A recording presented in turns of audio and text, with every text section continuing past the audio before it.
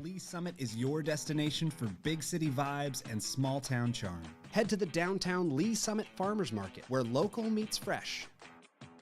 Then grab a cup of coffee and discover a variety of shops and boutiques just around the corner. Continue the fun in downtown Lee Summit at a retro arcade bar. Discover your new beer at one of our 6 locally owned breweries. Cool off with some handcrafted cocktails at happy hour. End the night with live music and good company.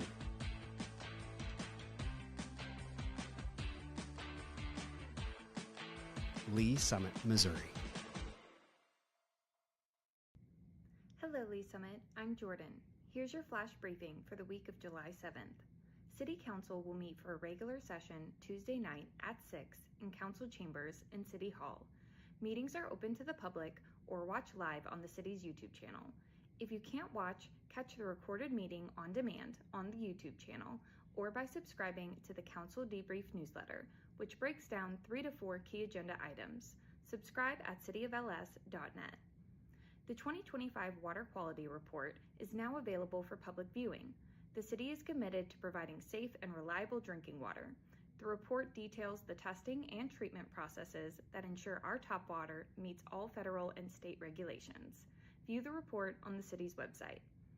Celebrate the 150th anniversary of the Lee Summit Fire Department at a fun-filled open house on July 19th from 9 a.m. to noon at Fire Station Number 4, located at 5031 Northeast Lakewood Way.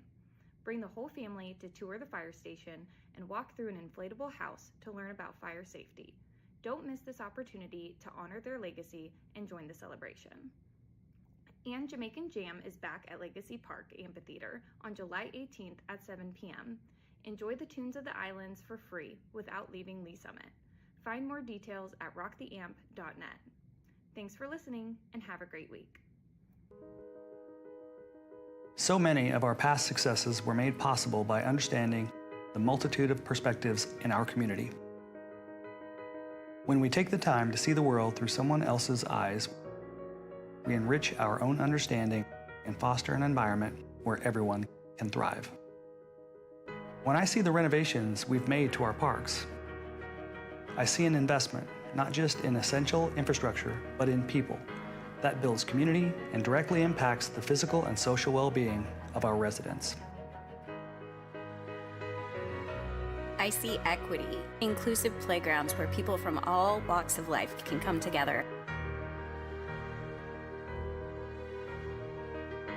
I see a place to play.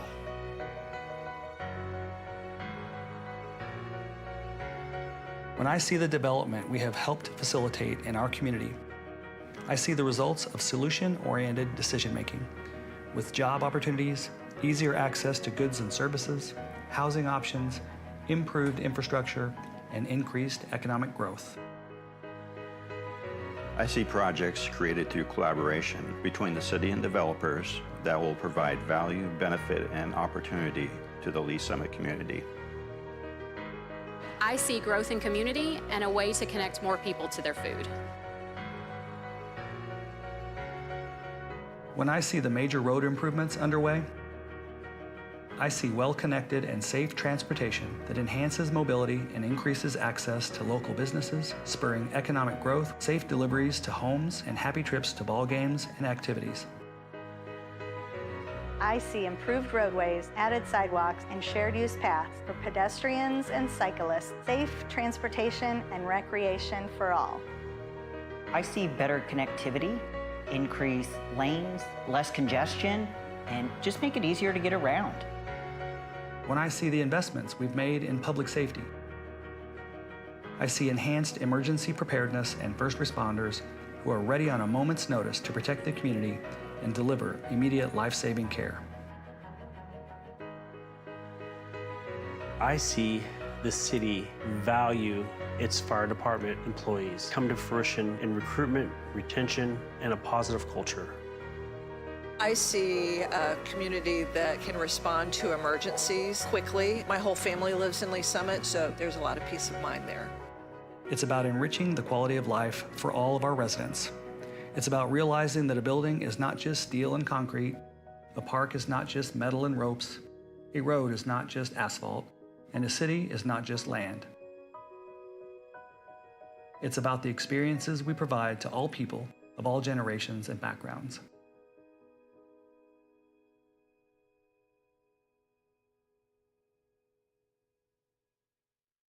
Officers en route, 914, armed robbery.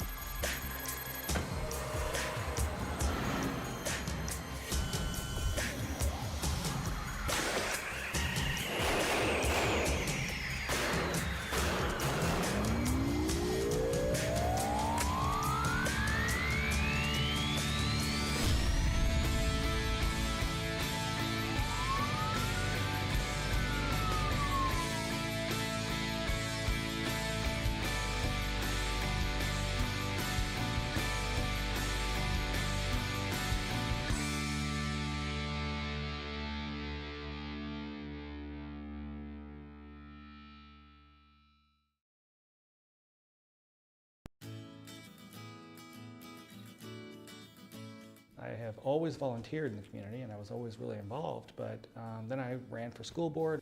Whenever I got done with my term, I just felt like I had more to give. It's always been my goal from day one is to get everyone in the community connected and working together, and I always called it a spirit of community. Well, mayor's 24/7 and I have a job. I've had to work really hard at compartmentalizing, is what I call it. So during this time, I'm going to do work. During this time, I'm going to be a mayor, even though I can get a call at any moment about mayor stuff. And so I've had to even work that much harder at setting aside time for myself or for family. So I like to exercise, I like to work out. Hillary's my wife. She actually goes to work out with me as well. And we do like to go downtown to the shops. We make sure we maximize our time together. I mean, I've got 2 kids as well, and we spend a lot of time with them, or whatever time they will give us these days. And I have a dog. I think most people kind of know me know I have to have a dog. We have so much development going on, and we're growing fairly quickly, so we have a lot of infrastructure needs, and sometimes we have gaps in infrastructure, and we've always managed to get by, but with this kind of growth, we're really having to be creative and look at our options and just have a good plan for water, sewer, roads, and more. If we want to grow the most healthy way, we need a diverse economy. We do have a lot of retail that's opened up here, and there's been new construction for retail. We really need to focus in the future on bringing some, well-paying jobs here, good, strong employers that want to be located in this incredible community of now 101,000 people. A lot of our workforce does commute to work still, so they leave Lee Summit to go to work, and it'd be nice if we could keep some of those citizens right here in our community. The times I feel most proud are actually when I'm in the community and I see the community come together. We have Buddy in the house. Mr. Mayor! The tree lighting is always very fun. I always feel very proud. It's just a great warm feeling. The same thing goes for when the council will do something and we come together and make a good decision together. There's been a few of those that you go home feeling like a winner. And one of them was when we put together the downtown farmers market, when we bought the land, and it became real, all that hard work. But also the Diversity and Inclusion Commission, that was months and months of discussions and conversations that were really hard to have, and we went ahead and moved forward and as a council all together, and I was very, very proud of that. And there are a few things that the citizens have done that have really helped us tremendously. First, in the middle of a pandemic, they passed a use tax, which is a way for us to collect sales tax whenever someone purchases online. That helps shore up our revenues so that we can continue to provide as high quality services that our city provides. And it helps us take care of our employees, it helps us with our public safety, and more. So I can't be more thankful to the citizens for that. Lee Summit has the opportunity to have a major impact on the economy in the Kansas City area. We already, as an economy, are rolling along with such a high median income. We have an amazing workforce here that are paying taxes, they're paying property taxes, they're paying sales taxes, they're keeping our economy rolling, and we really are getting the attention of all our neighbors. And I think that what's going to happen is you're going to see the opportunity for us to really get everybody's attention when businesses start moving here, bigger businesses and more so. You should try to find a way to give back to the community, whether it's at the city level, citizen committees, or just participating in some of our community conversations whenever we have those opportunities. It's worth coming out of your shell or taking that leap of faith and just showing up and saying, what can I do or how can I help? The more that we do this together, the more wonderful the community is.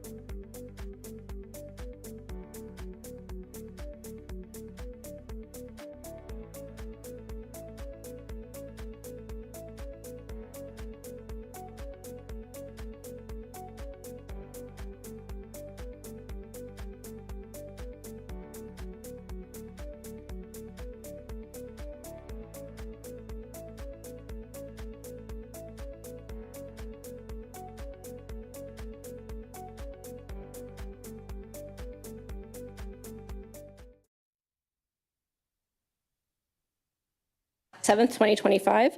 Can we get a roll call, please? Councilmember Funk? Present. Mayor Pro Tem Lopez? Here. Vice Chair Lovell? Here. Chair Shields? Here. All right, first item is approval of the agenda. Do we have any discussion? If not, I would look for a motion. Chair, Yes. I move to approve the agenda as presented. Second. Thank you. We have a motion and a second to approve the agenda. Can we get a roll call vote, please? Vice Chair Lovell? Aye. Mayor Pro Tem Lopez? Aye. Councilmember Funk? Aye. And Chair Shields? Aye. All right, next item on our agenda is public comment. Do we have any members of the public wishing to make a comment today or any comments submitted in advance? I've received no comments. As always, a shock. All right. Moving on to business. Item 5A, 2025-7013, approval of the June 2nd, 2025 Finance and Budget Committee action letter. Do we have any discussion of this item? If not, I would look for motion. Chair. Yes. I move to approve the June 2nd, 2025 Finance and Budget Committee action letter. Second. Thank you. We have a motion and a second to approve the June 2nd action letter. Can we get a vote, please? Sure. Mayor Pro Tem Lopez? Aye. Oh, okay. Councilmember Funk? Aye. And Vice Chair Lovell? Aye. Chair Shields? Aye. All right, next item, TMP-3371, An Ordinance approving an intergovernmental agreement to provide certain services to Intercity Fire Protection District by the City of Lee Summit, Missouri. Deputy Chief Osterman. Yep. Thank you, Chair. Committee members, Deputy Chief Brian Osterman. So this is a little different for this committee where we're actually presenting a revenue opportunity without a correlating expense side. So I'll have to talk to Chief Snyder about that. But so this is a strictly revenue opportunity for the city. We were approached some time ago by Intercity Fire Protection District about us assuming their 911 and emergency communications responsibility. Chief Snyder, along with our legal and working through Intercity, came to the terms that are in Exhibit A as far as scope of services, fee structure, and those sorts of things. So this is just a request for approval of those agreements. If approved, we would start our providing service on July 21st, and that would continue until either party canceled the agreement per the terms of the contract. Thank you. And do I understand right, this is just for dispatching? That's correct. Okay. That's correct. Do we have any questions or discussion from the committee? Just a quick question, Chair. Please.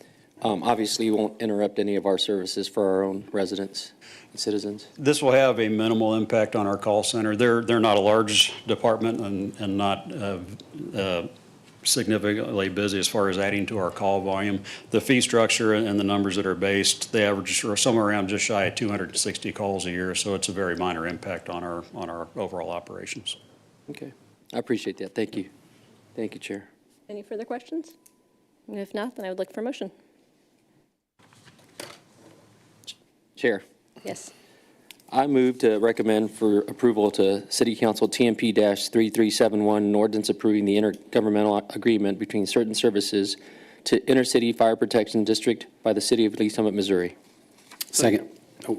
All right, we have a motion by Mayor Pro Tem Lopez, second by Councilmember Funk, to send TMP-3371 to council with a recommendation of approval. Can we get a vote, please? Councilmember Funk? Aye. Mayor Pro Tem Lopez? Aye. Vice Chair Lovell? Aye. Chair Shields? Aye. All right. Next item on our agenda is TMP-3376, an ordinance approving the dual award of RFP number 2025-021 to purchase underground locating services on an as-needed basis for a one-year term with up to 4 one-year renewals to Gridhawk LLC and Integrity Locating Services LLC, and authorizing the city manager to execute the same for the city. Hi, good afternoon. My name is Jeremy Young. I'm the Assistant Director of Water Operations for our Water Utilities Department. I stand in front of you today to talk about our utility locating bid that went out. We had 5 respondents. One of those was non-compliant. So we took the lowest of the next group there. This covers our water, stormwater, and our sanitary sewer, along with our traffic, fiber, and our streetlights. So we're asking if we could, if it would be possible to approve that. So thank you.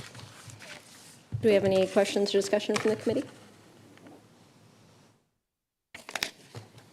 And you select 2 different companies just so that if one's busy, you've got a backup, is that right? We did that as a dual award, yes. One of those, Integrity Locating, was not interested in doing a water, sewer, and sanitary. So Gridhawk said that they would do that, and they would dual award on the backside, which was the fiber, the street lights, and the traffic signals. So. Gotcha.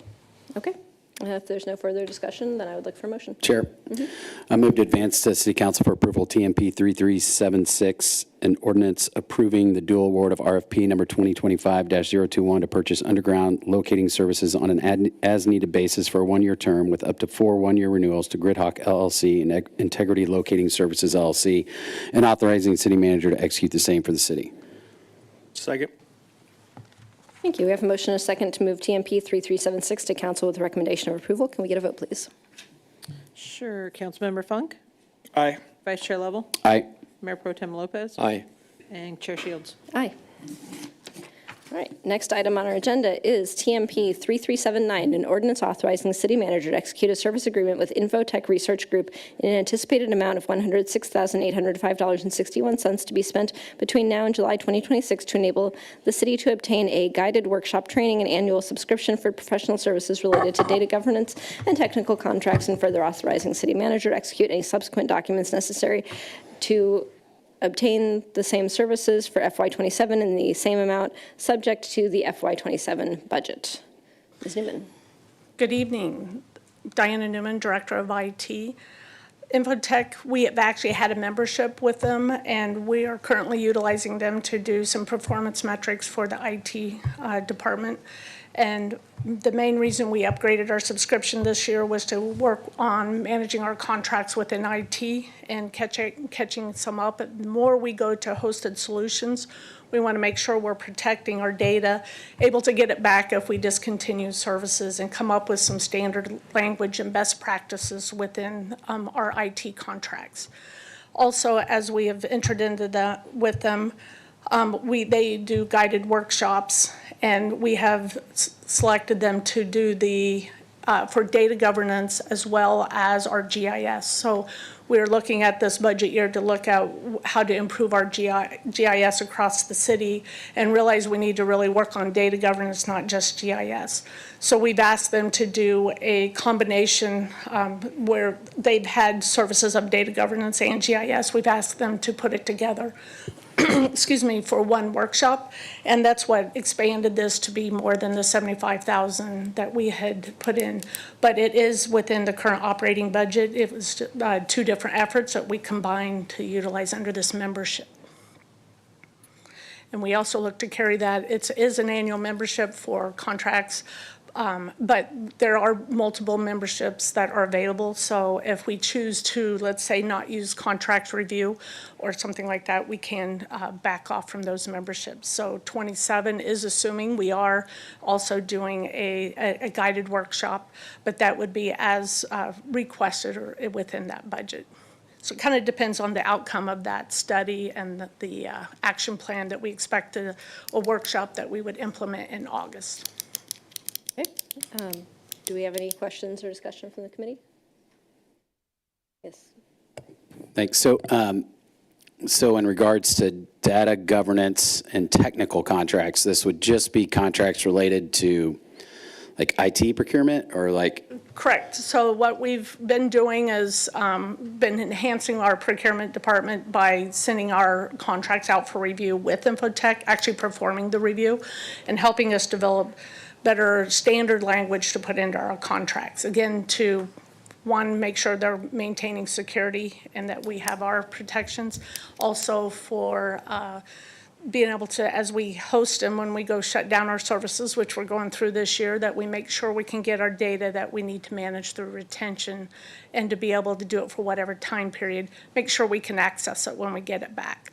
So this is helping us put standard language versus trying to negotiate it when we're trying to get it back.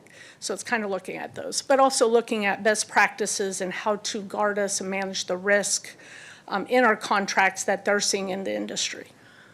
Thanks. Thanks, Chair. Any other questions from the committee? If not, then I would look for a motion. Chair, I recommend approval to full council TMP-3379, an ordinance authorizing the city manager to execute a service agreement with Infotech Research Group in an anticipated amount of $106,805.61 to be spent between now and July 2026 to enable the city to obtain a guided workshop, training, and annual subscription for professional services related to data governance and technical contracts, and further authorizing the city manager to execute any subsequent documents necessary to obtain the same services for FY27 in the same amount, subject to the FY27 budget. Second. Thank you. We have a motion, a second, to recommend TMP 3379 to council for approval. Can we get a vote, please? Sure. Councilmember Funk? Aye. Mayor Pro Tem Lopez? Aye. Vice Chair Lovell? Aye. Chair Shields? Aye. All right, next item is TMP 3386, an ordinance authorizing the city manager to execute the order form for the subscriptions with Workday for a not-to-exceed amount of $250,689 in FY26 to include software modules enabling the city to obtain the strategic sourcing expert Workday contract lifecycle management contracts, intelligence, and 5 custom AI models, and further authorizing the city manager to execute any subsequent documents necessary to obtain the same services for the term of the main subscription agreement, subject to fiscal year budgets. Ms. Newman again. Yes, Diana Newman with the Director of IT. Workday, as we've been implementing it, their products changed during our first year of implementation, and we had purchased the module Strategic Sourcing Essentials. This will actually upgrade it to Strategic Sourcing Expert, but also includes adding the contracts module. So it is a new module that they're bringing in, and timing to do it now as we're getting ready to go into phase 2. We could use the strategic sourcing expert along with the contracts management module. So this helps us. So like I say, in developing standard language, it also, as we put contracts, the AI modules will actually read the information off the contracts and help be more efficient in entering the data and managing those contracts coming through procurement. So our goal is to get that implemented in phase 2. So to do that, we're updating the scope of our subscription as well as adding the contracts module. And do I understand we got maybe some special year-end pricing to expand so these services a little bit? Yes, it's about 25% off, and it's through each year. So over 10 years, it's a pretty significant amount. And one reason is it is the first year they purchased the company and they're integrating it into Workday. So this is one of the first, they're just now rolling it out. So for us to commit, because we're going into phase 2, they gave us discount pricing if we would get it done by the end of their fiscal year. Mm-hmm. Okay. Do we have any questions from the committee? So overall, as far as like the AI integration, are you hoping that'll make us more efficient or better at tracking the terms of these contracts, or both, or what? Like, what's your vision for what this will do for us? It does a couple things. One is just to get them in and categorize them and do the indexing, but there is also the capability to look at standard clauses and look across the contract and match them up. So kind of highlight what the differences are. And so it should help also some of the reviews that we would be doing by doing some of those comparisons. So we would have to have the development of the standard language. And this would apply to all contracts, not just IT, but having some of that standard language and being able to do those reviews and compare. But also help develop, if it is on our contract, to help develop them with that standard language. Well, I remember we've talked in the past about trying to get better about tracking things if they've got escalators in them or terms that we need to be aware of at a certain year point in a contract or something. Is this going to kind of help us? Yes, we can tell it what to look for as well. So that is some of the, in the demo, they showed some of those examples. Okay. Do we have any other questions from the committee? Okay. If not, I would look for a motion. Chair, I move to recommend to City Council for approval TMP-3386, an ordinance authorizing city manager to execute the order form for the subscriptions with Workday for a not-to-exceed amount of $250,689 in FY26 to include software modules enabling the city to obtain the strategic sourcing expert, Workday contract lifecycle management, contracts, intelligence, and 5 custom AI models, and further authorizing the city manager to execute any subsequent documents necessary to obtain the same services for the term of the main subscription agreement, subject to fiscal year budgets. Second. Thank you. We have a motion and a second to move TMP-3386 to City Council with a recommendation of approval. Can we get a vote, please? Sure. Mayor Pro Tem Lopez? Aye. Vice Chair Lovell? Aye. Councilmember Funk? Aye. Chair Shields? Aye. All right. Next item on our agenda is 2025-7019, discussion of Municipal Judge compensation. I believe Mayor Pro Tem Lopez will need to recuse for this matter. attorneys, does it matter if he hangs out on the dais with us as long as he's not participating in the discussion? Yes, that's fine. Okay. So I can stay Yeah, yep. Okay. All right, Mr. Dunning, I believe you're going to lead us off. Yeah, I'll kick us off. Thank you, Mark Dunning, City Manager. The City of Lee Summit, through the charter, we currently operate 2 divisions of municipal court over in our police and courts facility. And quite honestly, both judges are here this evening because really this is a good example of the 3 branches of government working together. As the city manager and the executive branch of the government, we do not oversee the court functions. That's done by the judicial branch, nor does the legislative branch. You all, as elected officials, council members, oversee the judicial branch. So this is where we're all 3 coming together for some discussion. And that discussion is related to the compensation of the municipal court judges. Those 2 positions are elected positions, no different than you all, and that's established per the charter. So this is a start of a discussion about compensation of elected officials within the municipal court. And that evolves around, I'll say, a level of service, right? Currently, and I want to provide time for the 2 judges to explain to them what are some of their recommendations that they're coming forward with. But we have some legalities that we need to work through first. The charter, the City of Lee Summit charter contains a provision that makes it clear that their compensation is determined by ordinance.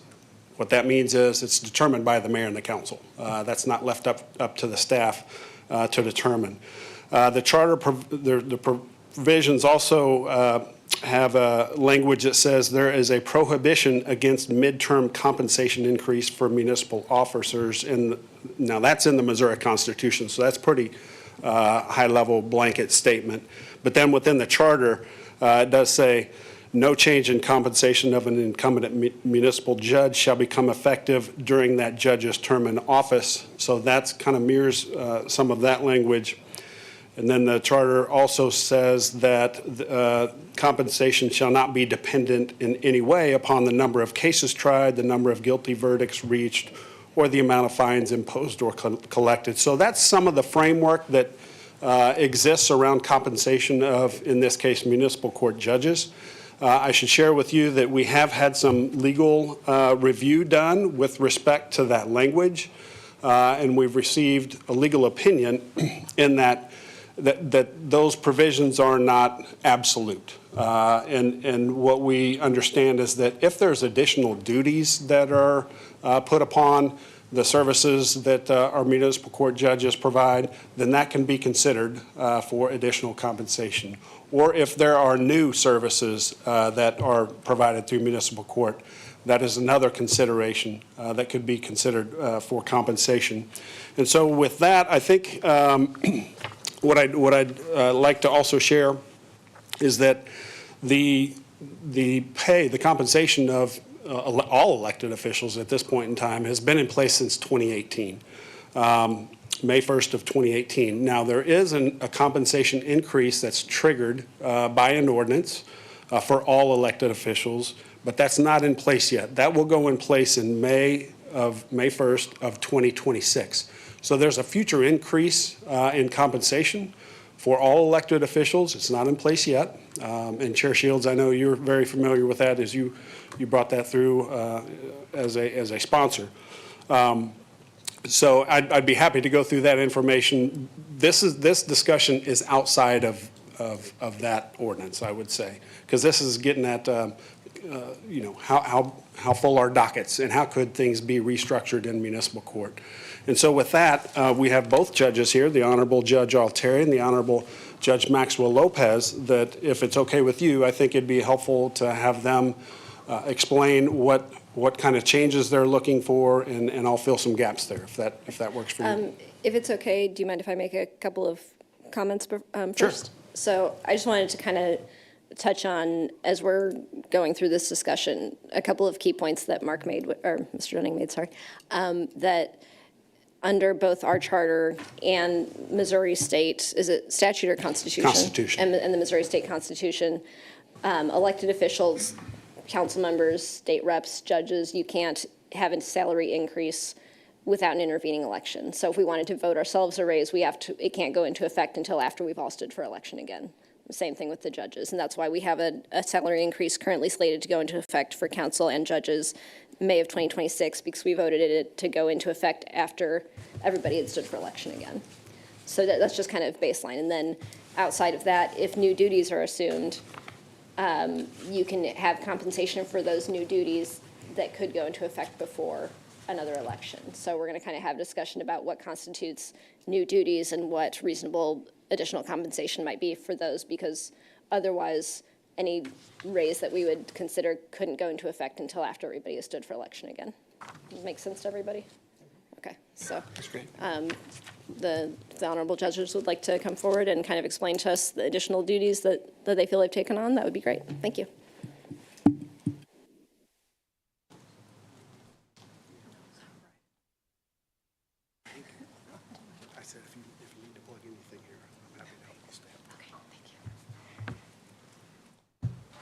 Thank you, Council, for hearing us today.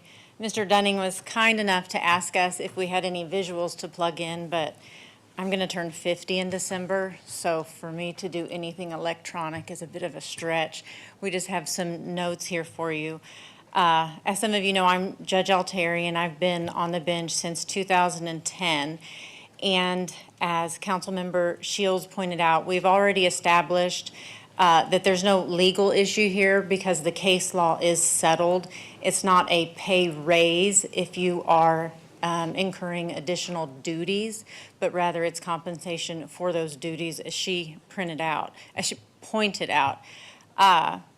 And so we're going to talk a little bit historically about how things have been in Lee Summit, and it's not to say just why we need more time on the bench, but why we need specialized dockets and additional docketing and additional time at the court. And it's been going on for quite some time, but frankly, when Judge Lopez took the bench, she pretty quickly realized that she was getting her clock cleaned every week, and she was staying till 8 o'clock every week. And in helping her adjust to the bench, I didn't need to train her because she knows what she's doing, and I ask her questions now. But in helping her adjust to the bench, I constantly heard myself saying, "You'll get faster, you'll get faster, you'll get faster, it's okay, here's a way to go faster." And then after hearing myself, I thought, that is terrible that I keep repeating that. It's not about how fast you can get cattle in and out of a courtroom. These are people, and that's terrible to even be saying that, but in part of getting them out of there faster was in an effort to better service them, because they've got 2-hour wait times to pay a ticket, an insurance ticket, a speeding ticket, a plates or parking ticket, and that's just unacceptable. So, and of course, then they look at us like, well, what is wrong with you? Why am I still sitting here? There are often times that the dockets have in excess of 800 cases on the docket. And I'm on Tuesdays and she's there on Thursdays. Those are our set days. But then we also do arraignments and stuff whenever holidays come up and stuff like that. And we have some other side duties that I can discuss with you. But and so these dockets in excess of 800 aren't very exceptional. They're actually pretty common. And some figures to point out is our population in 1985, about when they went to the 2-judge system, was our population was around 33,846. And now we still have the same 2-judge system, which we like the 2-judge system, but our population has climbed to over 106,000 the last we checked. So we're doing what was at the time working for a population just under 34,000 individuals. And that doesn't just reflect, we don't just have people that live in Lee Summit that come to our court, but rather we're servicing all surrounding areas, anyone who gets in trouble within our boundaries. So you might live in Kansas City, but you've got Lee Summit court date. And so we have a lot of that we take care of as well. And frankly, we need to serve our citizens better. I feel we're doing a disservice to them by the way we're handling things, but also we owe a duty to people that come to Lee Summit. Hey, thanks for flying Lee Summit Airlines. They thought it was great, and then they went back home. You know, hey, it'd be neat for other courts to call us and ask us how we're doing things. And then, for example, the police officers went from 70 officers, at one point to 173 plus 81 civilian employees. And we've been doing renovations over at the courthouse, and a lot of the discussion on the renovations coincides with our overcrowded dockets, which we're both a little concerned that we're actually maybe exceeding the capacity of the courtroom against the fire code, which is ironic since we're the court. But everything has grown except for the amount of time that we're there. And if the crowding at the courthouse, there oftentimes will be no parking available, or we have people that are mixing with other people that aren't there. We have these generalized dockets where you might call a case with someone with a speeding ticket, and then right after that, you've got someone with a significant mental illness. And in dealing with some of these people, they're actually very volatile. And we oftentimes have some knowledge about them, or we talk to them when they were maybe in custody, and we might know they're a little volatile. And we've got the citizens in the courtroom, and we're just too advanced of a city to not have specialized dockets. One that's near and dear to me is, for example, a mental health docket. We don't have any kind. Lee Summit did many years ago. I don't know why it went away. That was before I took the bench, but we don't have any type of specialized mental health docket. But Judge Lopez and I will spend hours on the phone just talking about one individual. And when we do, and we're not trained, so neither of us have any specialized training in mental health issues. And so we need that, because we need a specialized docket to handle those types of people. Because between the two of us, we've had certain individuals we've been able to ping pong back and forth, and we have went and found services for people that no one had ever used before that then were successful. They could have been unsuccessful. We're just trying whatever we can. And there are people that we have gotten medicated, and they've gotten the medication they need, which isn't paid for by us, and it completely turns them around. But it takes a real deep knowledge of that particular individual, and we have to watch their status and their progress. And we have completely turned individuals around, but not near as many as we need to. And the police department has, they've been able to develop, they're lightning years ahead of us. They have been able to develop crisis intervention teams and people that are focusing on those with mental health issues, but we don't have anything for that. So that's one of the specialized dockets that Lee Summit needs. Because if we can get somebody where they need to be and in a better place, for example, then they're not going to be knocking on your door, freaking out your family, asking for a chicken sandwich at 2 o'clock in the morning. They're easier to work with. And in addition, the police department actually brought to us an idea of a grant and said, hey, would you guys be willing to utilize a grant that we think we can secure for mental health court?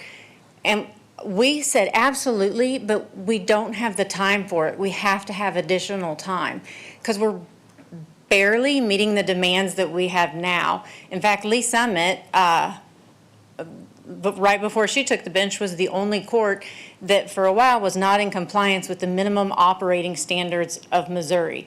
The only court in Missouri not in compliance. So we're going to a really good place. We've got fantastic staff. So now it's like we're equipped for all of this, but we just need the time to do that. In addition, so the mental health is near and dear to me because we've had some real good success stories. And frankly, I think we've saved some lives because we do lose probationers and things like that to fentanyl, and which is can be a mental health component, but also is a drug docket. We'd like to have a drug docket.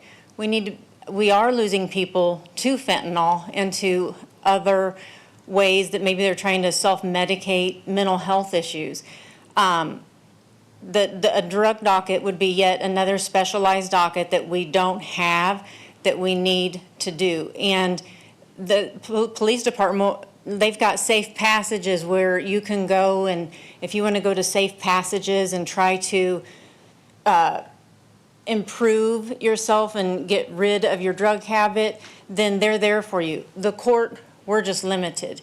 And so it's not that we have to go bear hug and help all these people. There are people that need to go to jail, and I think that we by far have maxed out the police department's jail budget, so we have no issue putting people in jail. I think we're probably setting record highs for that, but I don't know that that's a good thing, because some of these people actually have other needs that could be met that would be more affordable to the city of Lee Summit and create some more productive members and get people where they need to go when we have the opportunity. And if they choose not to do so, then they can just go to jail. But we, in addition to that, a retail theft docket. Similarly, the police department brought that to our attention and invited us to a meeting. And we had no idea. We know that there's a bad shoplifting situation in Lee Summit. Everybody knows that. And we've got all that stuff right next to the highway. But we don't have a docket to combat that. So if you have someone who is part of a theft ring, someone who is, this isn't their first rodeo, we might not know that, but the police department has been working with various community partners in other regions to develop a focused retail theft ring. And at a meeting that Judge Lopez attended that I was unable to make, they were very excited to talk to us and said we could have someone present at a retail theft docket. So that way we're not calling a speeding ticket and then someone who steals felony amounts of merchandise, followed by somebody who needs their lithium adjusted and is getting ready to cuss us out, and then a parking ticket. And we need more time, and we need the specialized dockets. More time because of the amount of people that live here and pass through here, but we need to focus on their particular needs. There are other dockets that an additional docket is supervising the court administrator and the court staff. And that is where we are a little different from the city council, I believe, in that the Missouri Supreme Court rule and local Jackson County rule says the judges shall supervise the court administrator and the court clerks and staff. So that's a responsibility that we have. The reason that is a new responsibility is I didn't have a say in it, but the city wasn't handling it that way. So for all intents and purposes, it was required by statute, but it wasn't being implemented. And now it is, and so that definitely causes us a considerable amount of time and focus so that we maintain, because everybody knows our courthouse has had horrendous turnover. I mean, just one right after the other. And now we've got people staying. We've got happy people.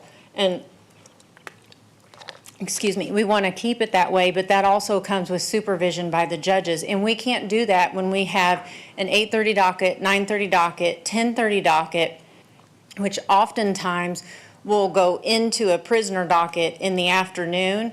And then I have a prisoner docket at 1 o'clock, and I'm the first judge up in the week. So I have to rush through them as fast as I can because I've got a 1:30 domestic violence docket and a 2 o'clock domestic violence trial docket and a 3 o'clock domestic violence trial docket. And then at 3 o'clock starts the probation violations. And we have some officers that are writing for the afternoon as well. So there's the supervision, being able to do that additional duty. That can't happen. We can't have meetings with people. And something that we need to do is a bond forfeiture docket. Lee Summit has not been doing bond forfeiture dockets. I don't know why, but it was stopped. I didn't have a voice in that. So as soon as I could, at home, I sat and went through as many old files as I could on my own time. which is fine. But then I held hearings that had needed to be held, and I think in a course of 3 weeks, I was able to forfeit $55,000 that was sitting there, that was the city's money. Those are defendants that didn't show up to court. And I saw a lot of money that we couldn't get because we weren't running that docket, and somebody had posted a bond, bonded out, posted a new one. So we lost our chance to take that very first one. We should get to take all of those when you don't show up to court. That's what the whole purpose is. You're assuring you're going to appear, you don't appear, you lose your money. I mean, it's no secret. But when we don't take the money, then who cares? And who's going to show up? And we don't have the time for the docket. So we were only able to do that because I just wanted to see how far we could get. And I honestly got sick of looking at the files. I just scooped them all up. We feel a veterans court would be beneficial, and then an attorney walk-in docket. We would like specialized trial dockets. Currently, when we have trials, we often have to stop and interrupt the trials to try to take other cases. And then as soon as we can get through as many cases as we can, we will resume the evidence. And last week, I actually had to set a trial over the lunch hour because I could tell it was going to be about an hour. I mean, we don't have time for that during our dockets when you've got over 800 cases. So I'm just skipping lunch that day, and then we're going to hear the evidence, and then I'll go right into my next docket. And I know it's common, especially for Judge Lopez, to not have lunch or anything like that. So rearranging the trial dockets and making those dedicated would be beneficial. I think it would also be beneficial for the safety of our community if we have individuals with mental health issues, some of that can maybe be combative or confusing. Maybe domestic violence isn't shoved right in there with some other cases. If we had things separated through this additional docketing. And so we're both requesting an additional day each so that we could meet administrative needs, such as taking care of supervising the staff. But we also have meetings that we need to do on our free time, which it's just not sustainable to us. We've got families, we have expenses. It's just not sustainable to us to devote as much of our time as we can, or for her to skip lunch and stay till 8 o'clock at night. But we need to have meetings with the police department. I had probably more meetings with the police department in the last year, than I have the whole time that I've been here. And similarly, with other areas. Right now, we need to set a time to meet with just our probation officers, the two of us. But we don't have the time. So we're not making those meetings that they've asked. We also have been asked to meet with our court administrator and the deputy court administrator. We don't have the time. And so we're falling behind on administrative functions as well. And let's see. So a lot of those additional dockets are what we need. It will help who comes into contact with one another. It would help the building, it'd help the parking lot, it would help the overcrowded dockets. And we can also have a specialized, maybe there's something she'll be specialized in, like she knows immigration. I don't know the first thing, to be honest. So we can each become specialized in those areas and be better for our community. And so with that, we have taken a look at some of the salaries, and I'm just going to get right to it. I'm usually pretty direct. Kansas City, Missouri, now they have, it's either 5 or 7, I think it's 7. I sat on that bench for a very long time while I was sitting here as a conflict judge, but they are 5 days a week, except for they don't set dockets on Friday afternoon, and they're paid $177,069. It's like when you're a little kid, you have to remember how to say it. But they're 5 days a week, but they also get full retirement, and they get 30 days off each year. If you broke that down for us, that would be an increase of 1 day would be about where's my math? I wrote that down. Was it 7? It would be just shy of $71,000 a year. Yeah, you broke it down too, thank you. Just shy of $71,000 a year if we came close to what Kansas City does, but like I said, they also get a full retirement and 30 days off. And then independence was really the most similar to us that we could find. And those judges are currently making $75,000 a year, and they're 2 days each per week. So they're Monday through Thursday, which is essentially what we would want to be doing. And they make $75,000 a year. And they have the ability to participate in the loggers program. And the reason that the loggers program or participation in a retirement is important is because whenever you commit to this job, you are committing to not having another full-time job, which when I was 33, I really didn't think much about that. But now I don't have any retirement. And that's okay because I love my job, but it also hurts and is scary. So that's why a lot of these, not just those jurisdictions, I called others, and a lot of them are allowed to participate in retirement programs because you can't have a full-time job if you choose to do this. And so what we were discussing is compensation, an additional 2 full days obligated to be here with all the additional dockets, and that would be $80,000 with the ability to participate in the loggers or the retirement system with the city if we choose to do so. And with that, we would look to be accepted out. That's probably not the right way to say that, but not be a part of that $51,000 or whatever goes into effect in May of 26. Back us out of that. We'd rather start doing these dockets as soon as possible because we've been trying for about a year to get to this spot to where we were in front of you. And that's why we've had so many meetings and notes that all this stuff just slams around in our heads. So that's why I asked Judge Lopez to just bring up anything that I forgot because there's quite a bit. But, and even when I forfeited the $55,000, I thought between that and the grants, this is just doable. And we need to provide better service, and I feel that we're providing a disservice. But you want to talk? Did I talk too much? No, you don't want to. Just a couple of other things. I agree with everything she was saying. A couple of things that, just to kind of give you guys an idea of what our typical duties are. We did go back and we watched some old city council meetings when they were deciding to adjust the budget back several years ago. And one of the things that struck me was, I won't say who because he's not here any longer, but somebody said basically, something about our 1 day a week job. So this is the farthest from a 1 day a week job you can get. This is pretty much a full-time job for most of us, or for both of us, if you count all the weekends and the evenings. It's not just we show up on our court date and do that. Every single day, I probably rule on 30 or 40 motions that get emailed to my office. I have to go in on my off days and sign warrants because there's no time to do it during the week. Each of us are on call every other month. I'm on call in July. I spent my 4th of July on the phone arraigning prisoners, signing warrants because there's no staff in the courtroom to do that, in the courthouse to do that on the weekends and holidays. Dealing with emergencies that came up, and there's no staff. So again, we're typing up our own warrants. We're sending them, we're reviewing probable cause statements.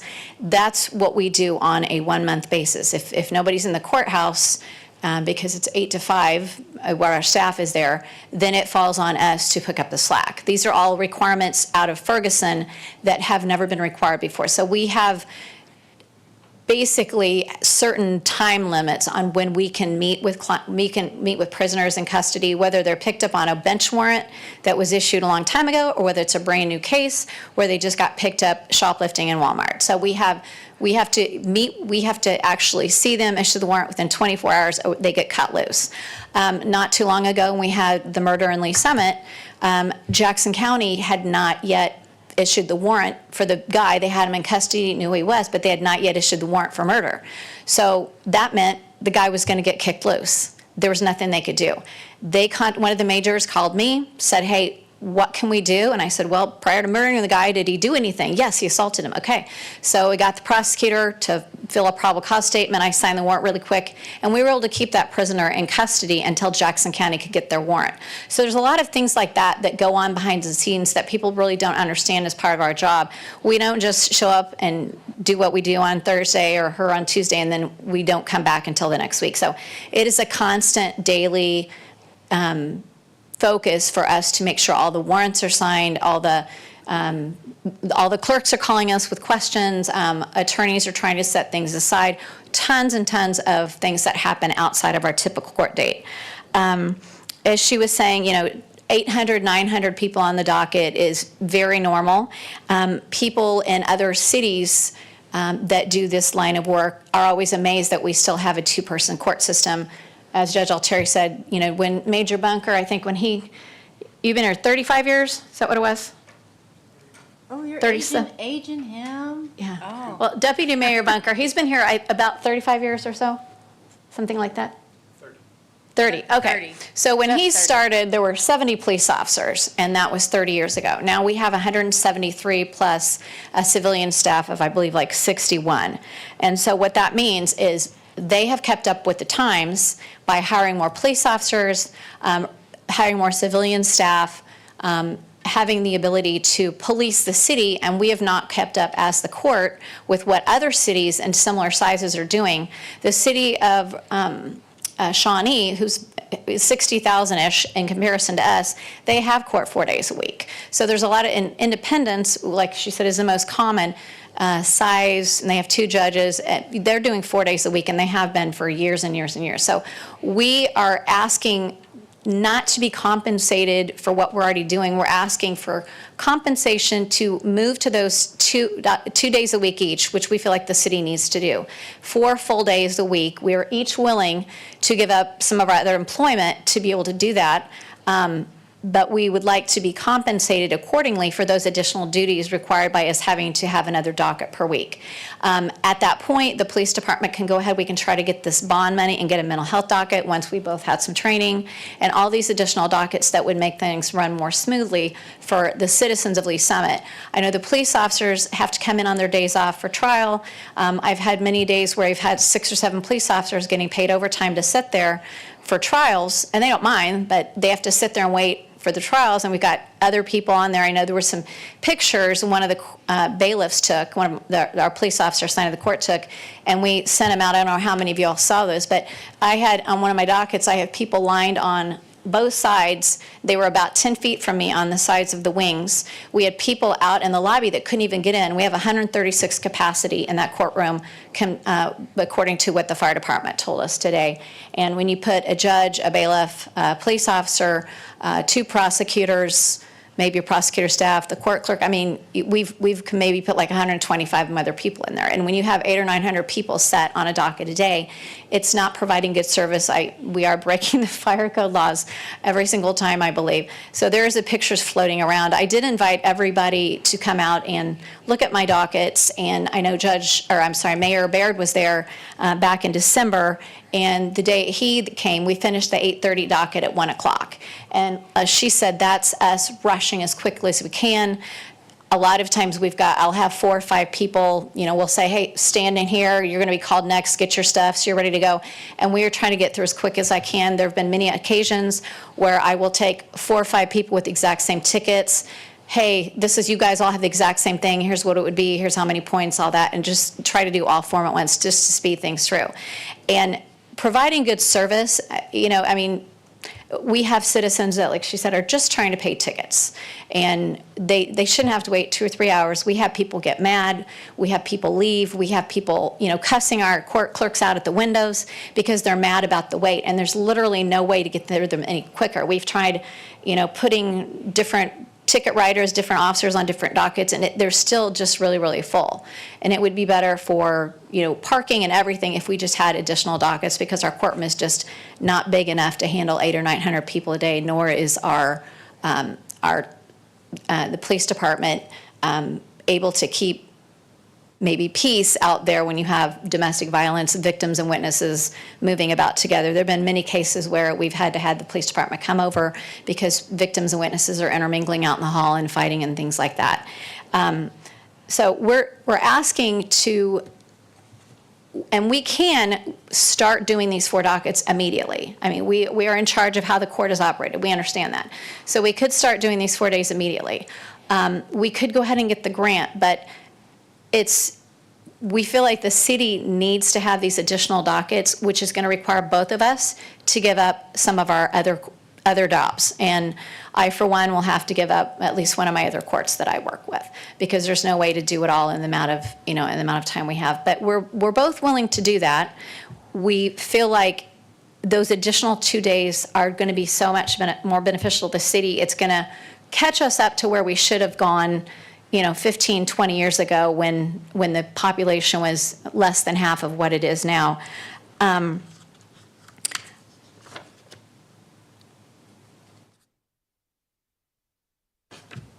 I'll just add that the police department is in favor of this.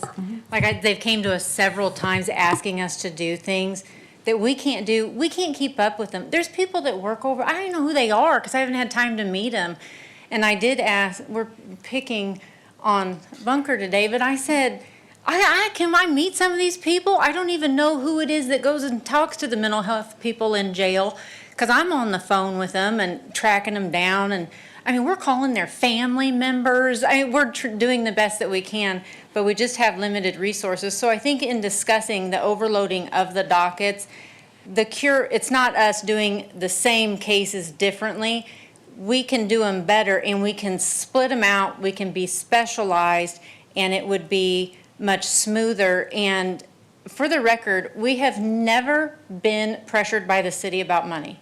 In no way, shape, or form has the city ever told us we need to bring in revenue or anything like that. But I'm telling you, as someone who lives in Lee Summit, I'm conscientious of it. So that's why as soon as I could grab those files, I took those suckers home and took that 55 grand, because that was the citizens' money right there. And so between that and the grants, I mean, we'd pay for ourselves and we'd do better and have more coming in. And that's not anything you guys have pressured us to do, but I'm very conscientious of it. So that's kind of where I'm at. Oh yeah, did I mention that? I don't think I did. Like on the stealing, for example, the reason we want a retail theft docket, because we've been asked to do it, but like in 2022, there were 366 stealing citations, 31 per month on average. In 23, it went up to 395, 33 per month. And then the police department, they're getting sophisticated on us. And in 2024, it rose from 395 to 830 stealing citations, 69 a month, and 2025 is on track to beat that one. So that right there shows you what benefit we could have from a retail theft, and maybe we're going to stop some of the repeat offenders if we know who they are when they hit the door, versus, which it doesn't mean they're guilty of anything, but it helps us in setting bonds and various things. Do we want to talk about just what the additional duties are, or do we kind of cover that? I think we did. Okay. So I don't know if you all have any questions for us specifically. I know Deputy Chief Bunker, I always mess up his title, but Deputy Chief Bunker had been in all of these meetings with the city, with Mark Dunning and the city administrator's office too, city manager's office. So they have a good feel for, like she said, we've already decided that there is a need. We just kind of wanted to catch you guys up. And I know you guys have had meetings also about this, closed meetings about this previously, and meeting to talk about the legal research that was done. And so I know you all are kind of up to date on what the need is. So I don't know if you guys have any questions for us about any specific questions, or if you have any for either Mark Dunning or Deputy Chief Bunker, Deputy Chief Bunker, that they could answer. Okay, thank you. Mm-hmm. So I've been taking a lot of notes. The first thing I want to say is I don't think anybody would dispute that y'all are working hard, that there are a lot of cases, that it's very busy, that you're doing your best to provide the best service that you can with the resources that you have. So I do just want to like set the table there. I absolutely can understand that, and I can see the challenge there. I think for this discussion, we're kind of looking at a couple different things, right? One is what is legally considered a new duty that could justify compensation change before an intervening election, and what additional compensation would be appropriate for that. And then a separate conversation might be, going forward long-term, do we need to have a bigger discussion about whether these salary ranges are appropriate, and after an intervening election, if we should be looking at increasing that salary commensurate with the additional workload of the city basically tripling in population since this was established. So I guess the first question that I have is, in terms of the additional dockets, mental health docket, drug docket, retail theft, bond forfeiture, veterans, attorney walk-in and trial, I think I hopefully wrote them all down. To what extent are these just kind of setting a specific time for certain kinds of cases, and to what extent are they handling those cases really differently? Like, do you need to bring in additional professionals? Is it structured really differently? Is the kind of sentencing handled differently? I just want to understand, like, how is having a mental health docket where they're all at the same time different than interspersing them with your other cases? Like, would you be handling them really differently? Yeah, so right now, and this is something, I was the public defender for Lee Summit for 17 years before taking the bench. So what typically happens is I would get appointed on somebody who had serious mental health considerations that would best be, instead of just putting them in jail, you know, we would need to find some treatment options and things like that for them. And as she said, there's a lot of times when you've exhausted all those and the person just needs to go to jail, and maybe at some point they'll get it. But when I would see that situation, I would reach out to the prosecutor, provide whatever documentation I thought was warranted, and see if they would consider sending them to mental health court.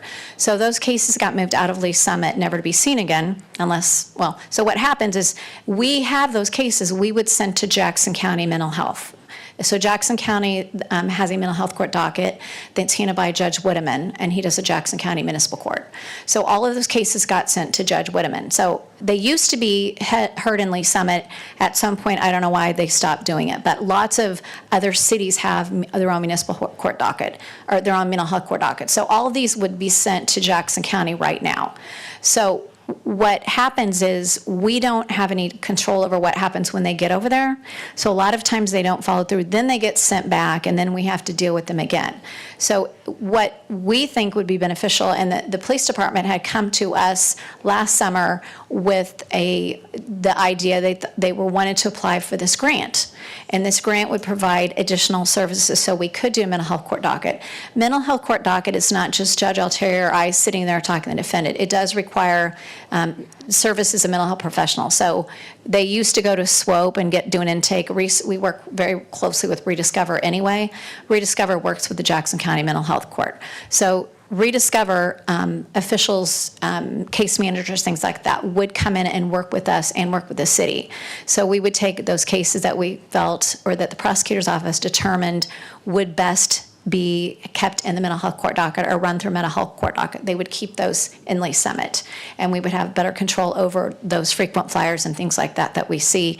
And people who, they commit crimes, they loiter in buildings, they shoplift, they trespass and things like that, or they attack people because of serious mental health problems.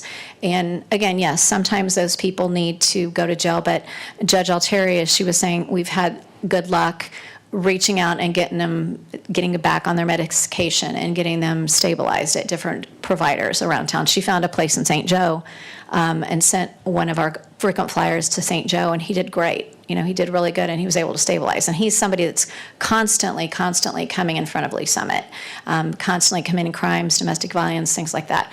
So it would be a different duty completely. We told them we cannot, mental health doc would take at least half a day. I don't know how many days a week. I don't know how many cases are being sent over there now, because a lot of times we don't see them, because that is something the prosecutor makes that decision. They send them on over to Jackson County. So these are people we're not seeing. We're seeing them when they're in custody. We're seeing them when they're in the middle of their crisis. And whether we get them sent to Kansas City and get them stabilized or whatever, we're not necessarily seeing them unless they're in custody when we're dealing with them. So these would be people that would need additional resources that would have to be provided by outside agencies. So that would have to be a docket where you can't just have Rediscover come over every 4 or 5, dockets. You'd have them, everybody there at a set time, set date, much like the domestic violence is. They have set professionals there on the domestic violence docket, so they're not coming random days and times. It's all set at the same time. We would not be able to do that on a docket where we had other people just because of the volume, and we would need to keep those separate. So that would be an additional duty. We told them we can't proceed forward on that grant right now because we just don't have the additional ability to do an additional duty like that. We feel like just did that make sense? It does. Yeah. And I just want to make sure that I'm kind of getting it. So it'd be sort of bringing some cases back in-house that currently are being sent to other courts. Yeah, and there would be some additional professionals that would need to be on site in terms of mental health professionals. Yes, and I appreciate that, because I was thinking the same thing. And also a veterans court, that was one that I said, but it's kind of lower on the list of crisis I'm needs. just trying to really kind of get an idea. So would we also? Yeah. So right now we're professionals paid by the city to come in. No, there's people who come in from Rediscover and stuff like that. We don't ship out all of our mental health cases, because then you think, well, if that's working, then ship them out. But yeah, we still, there are people that are ineligible that aren't referred, and we have done such a good job with the few we've been able to focus on. It's actually been pretty remarkable. But those people don't go to Jackson. We weren't elected to take offenders and then send them somewhere else. We want them to be here so we can watch what they're doing and we can implement the programs, because they're going to come back to Lee Summit. And I'm not saying it's a bad idea. I'm really just trying to understand what we're talking about. And explain how not all of them are eligible to Jackson County, County, especially if they're not. We still have a lot of them, but we need all of them. And you said there might be some new training involved. Is this something that if you wanted to start a mental health court tomorrow you could do, or there's some trainings and certifications you would need to get? I don't think we have to. The state has to give a certification, and the court does. For mental health dockets?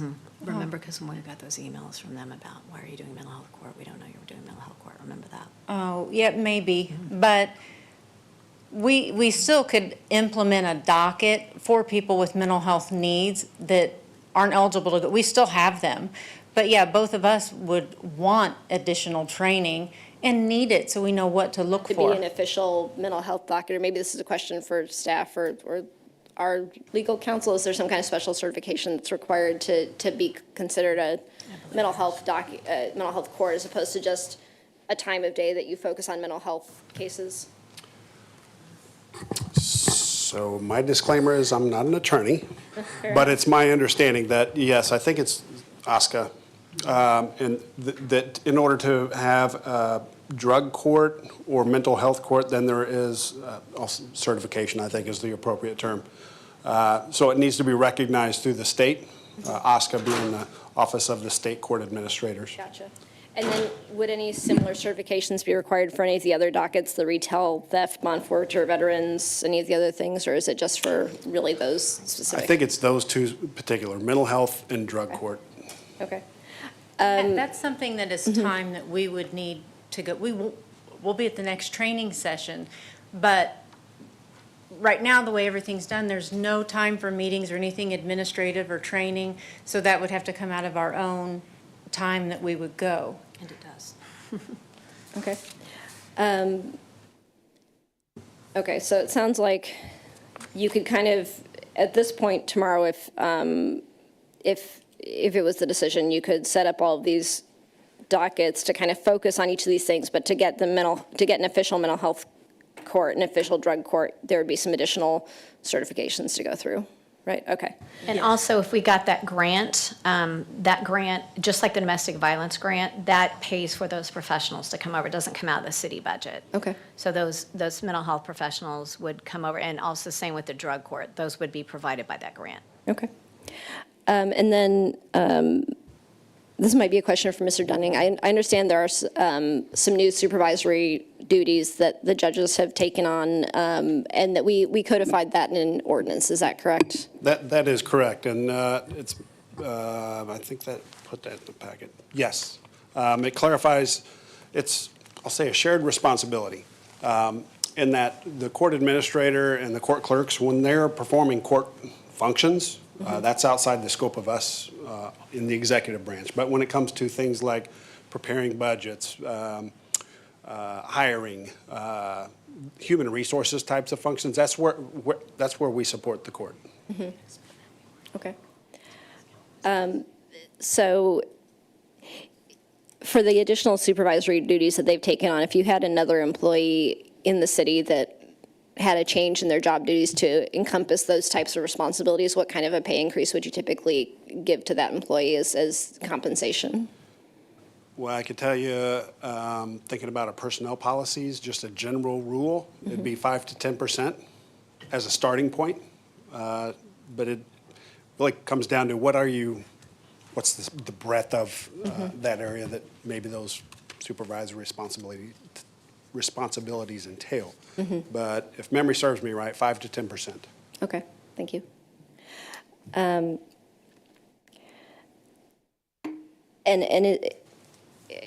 I understand that it's difficult to devote an extra day to this when you have other jobs that are paying your bills, but at this point, you administer the courts, and it's basically your decision how to structure those dockets. Is that right? So if you wanted to, I can understand if it's not financially feasible, but it's within your jurisdiction, within your power to decide whether you go 1 day a week or 2 days a week or 4 days a week if you really wanted to, that you have the discretion to do that. Is that right? It is, and if we wanted to properly serve the citizens, it's within our discretion to also tell them, well, your first court date will be in 6 months, because we're setting adequate docket times that commensurate with the capacity of the building and clerk availability, so that clerks get a lunch, they get 2 15-minute breaks, and then they get to go home at 5.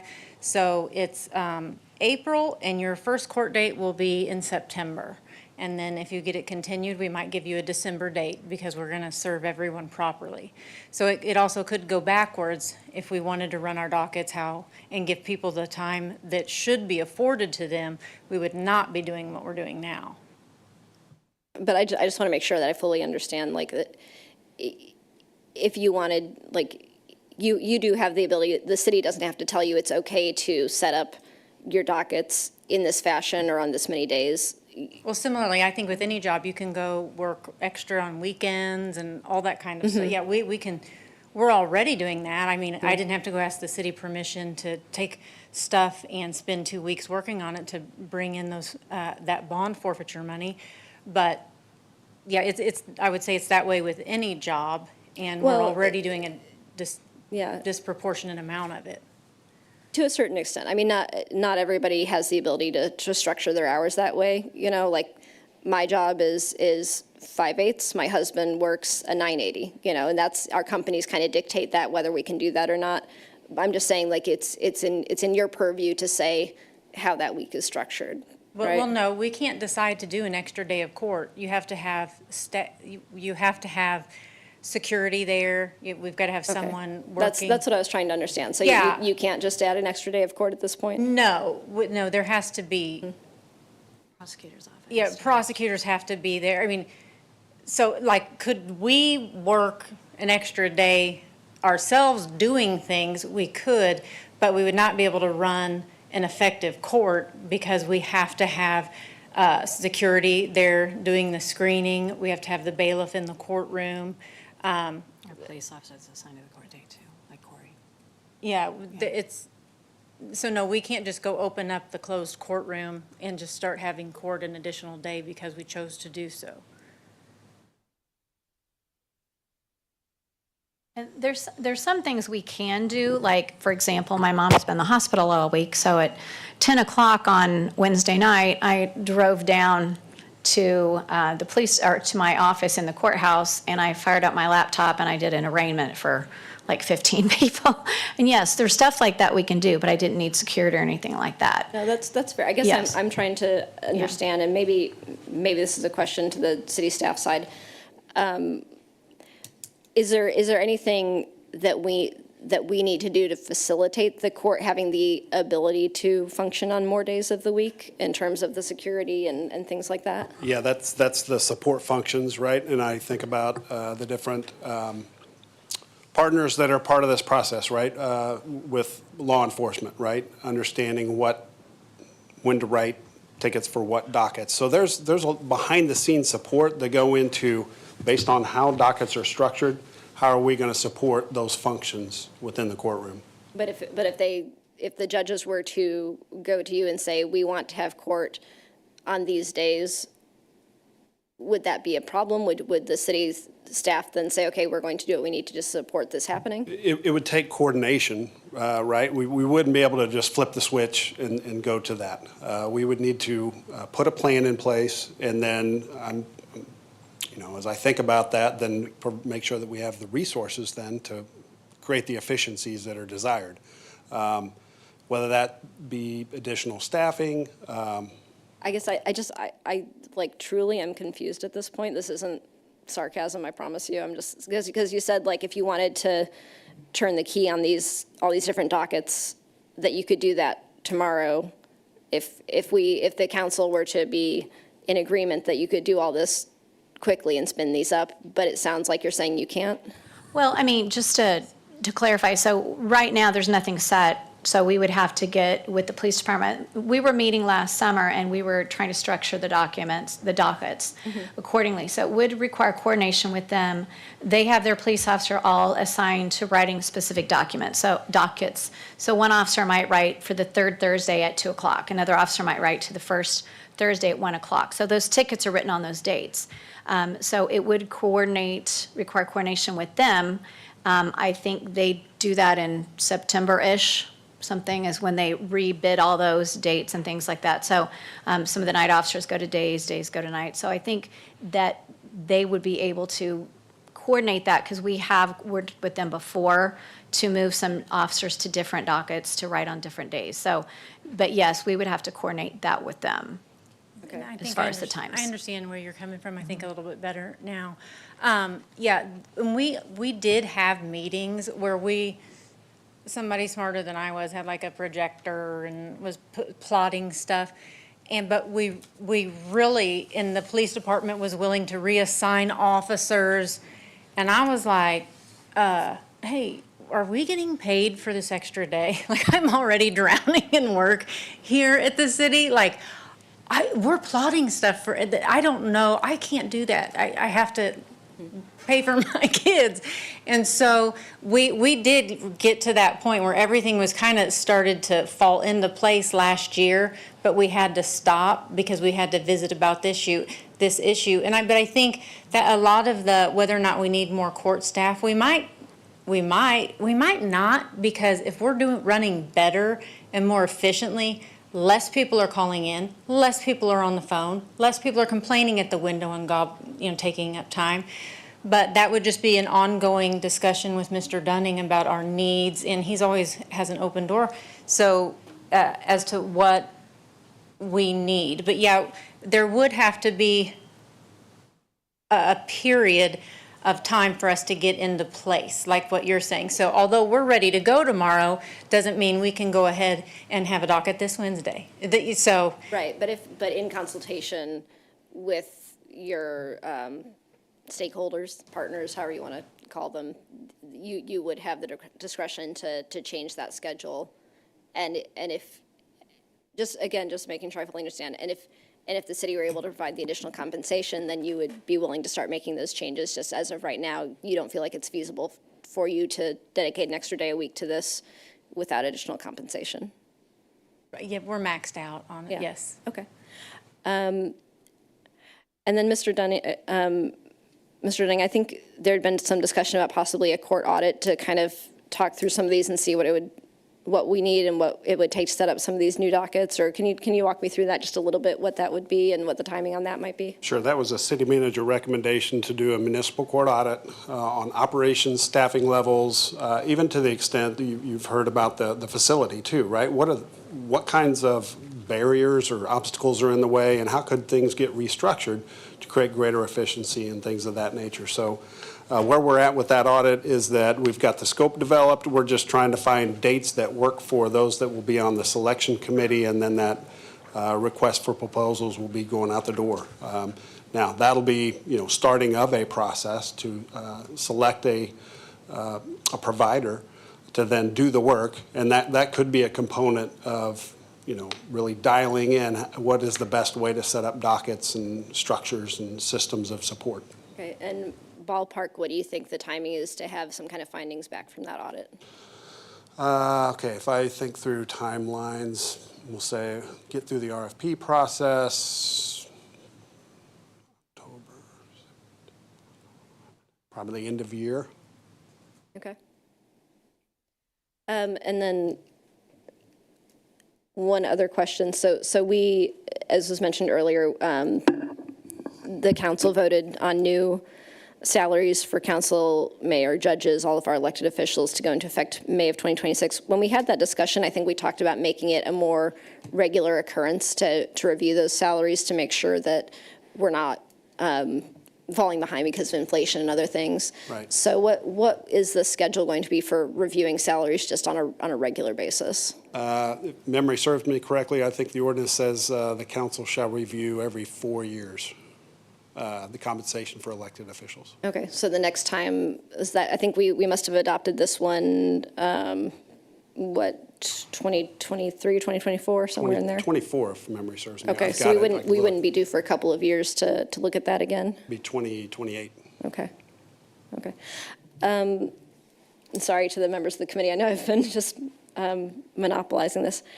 I guess my general thought process is, and then I will absolutely open up to you guys to ask a ton of questions and give your comments too. My general thought process is that I think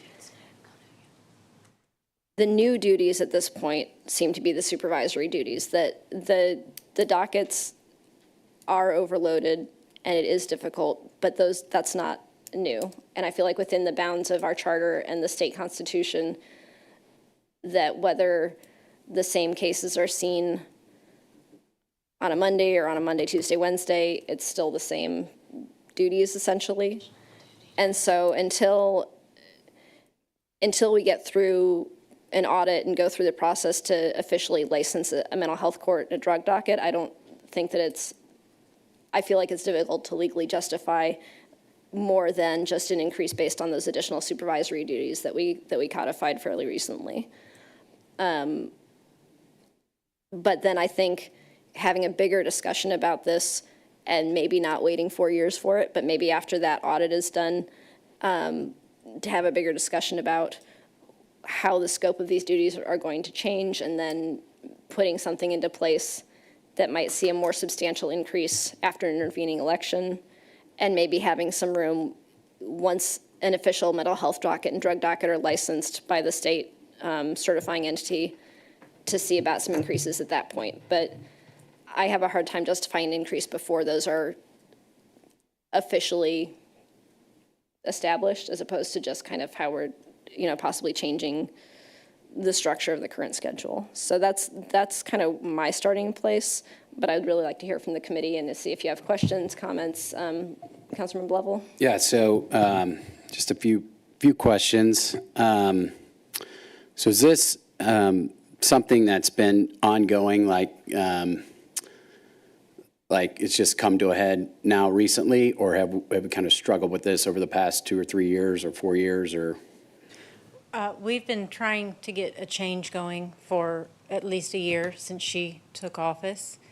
I didn't approach about a change before that. I think it would have fallen on deaf ears at that time. And as far as the audit, we've been trying to get that for a year too. So I would be surprised it's done at the end of the year.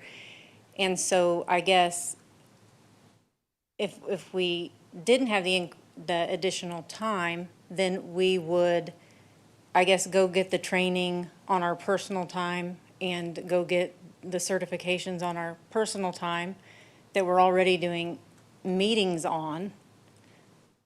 I mean, if we cut out what we're already doing on our personal time, it would be, I think the court would fail miserably. And I remind you, we were the only court not in compliance with the state. So we're trying to improve it.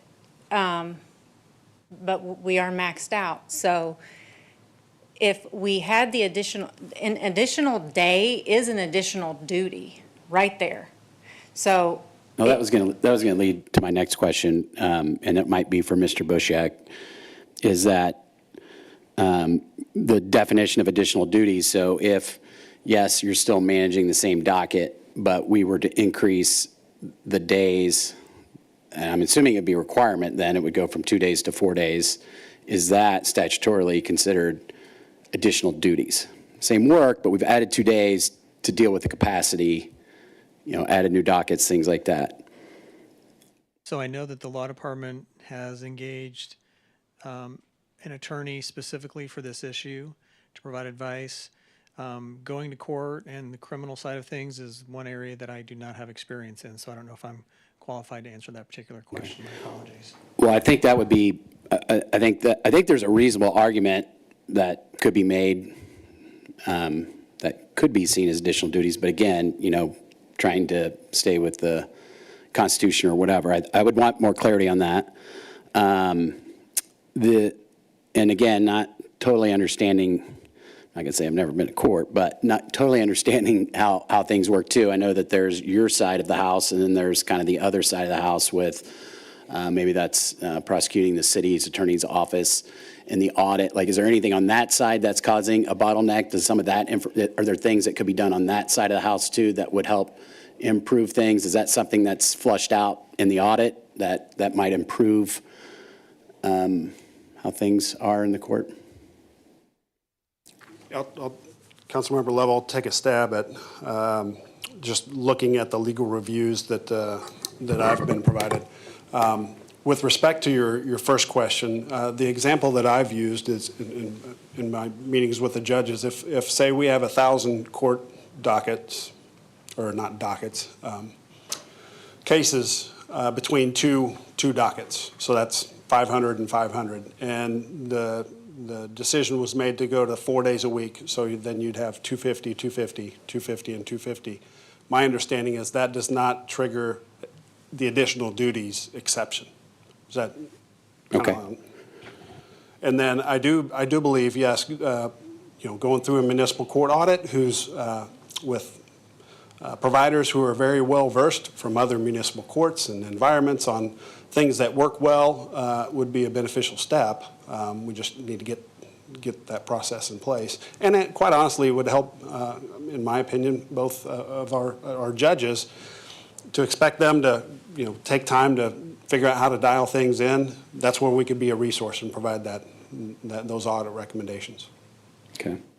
Just really quickly, Mr. Dunning, can you just explain the legal opinion that we've gotten on this and why it wasn't our staff attorneys and who provided that? And sure. Yeah. So this gets back to, right, the branches of government, because our city attorney's office, they provide legal guidance to the executive branch, all of us on the operations side, and they also provide that legal guidance to the legislative branch, you all as elected officials with the mayor and the council. They don't provide legal advice to the judicial branch. And so in this matter, we chose to go with outside counsel to provide the legal review and legal research on this matter. And that's when you're saying that whether 1,000 cases are divided into 500, 500, 250, 250, 250, that's kind of based on that opinion that attorney provided That's to correct. us? Okay. That's correct. Thank you. And Councilmember Lovell, please. Go ahead. I would respectfully disagree with that characterization. I think Judge Lopez would too. Actually, Brian had provided a legal memorandum that was incorrect. He was wrong on the law. And he was fine to provide that information, which I don't understand why he has involved himself with stuff at the court on a repeated basis until suddenly he provided this memorandum. Judge Lopez then provided a memorandum that was different from his and disagreed from his. Then at that time, he decided to recuse himself and have nothing to do with it. And I didn't quite understand that. But in fact, the outside attorney that was hired agreed with Judge Lopez's characterization that additional duties would provide additional compensation.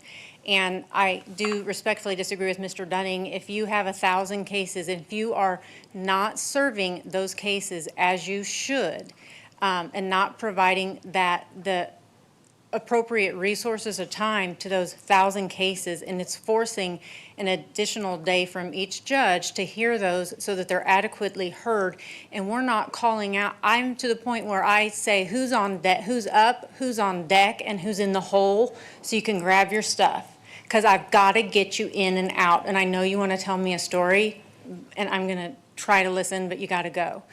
But if you, in order to not have that kind of behavior from your judge, you had to go to 4 days, and that judge had to do an additional day. Judge Lopez and I both agree, and again, she drafted the correct legal memorandum, that that would be an additional duty.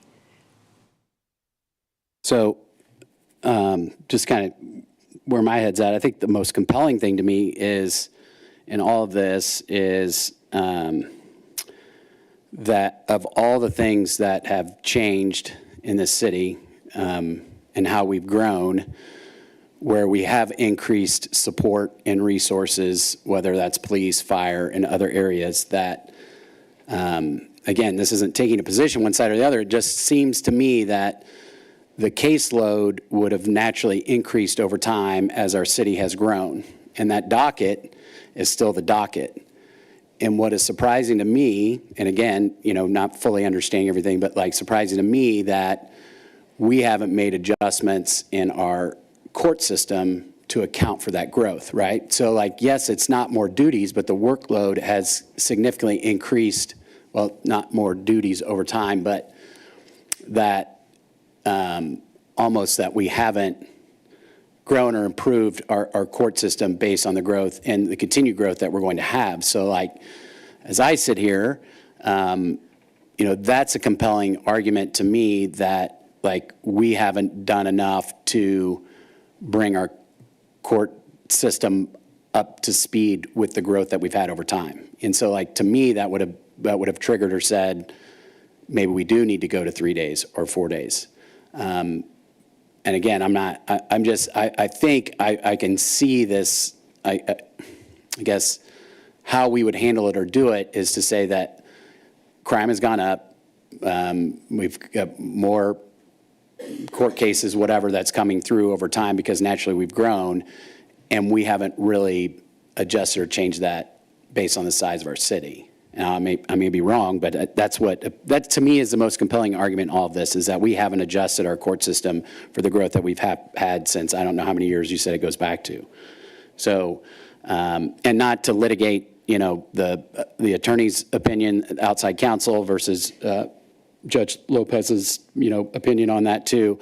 I would like, figure out what is statutorily correct or whatever, but, and then there's, the question of, the election cycle or more duties or whatever, but I mean, I feel differently than I did before in the past based on just where we are today in the court system, where everything else has grown and we've added more people, we've added more resources, and yet we haven't here. And it seems like we've got a bottleneck and we've got some improvements to make to serve the city. And in particular, the work that our police does to catch the bad guys, that there might be opportunities where we're not able to take care of those in the court system. So that's, I guess, kind of where my head's at right now. I don't know that I have an answer or a recommendation for council. I just feel that there's something here that could be done to improve our court system today, and recognize that we're going to continue to grow, that we think about how we're going to improve that down the road too. So, thanks. Thank you, Councilmember. Councilmember Funk, do you have any questions or comments? I do, but I don't want to get really confusing, and I'm far from a person that needs to be talking about legal briefs. So I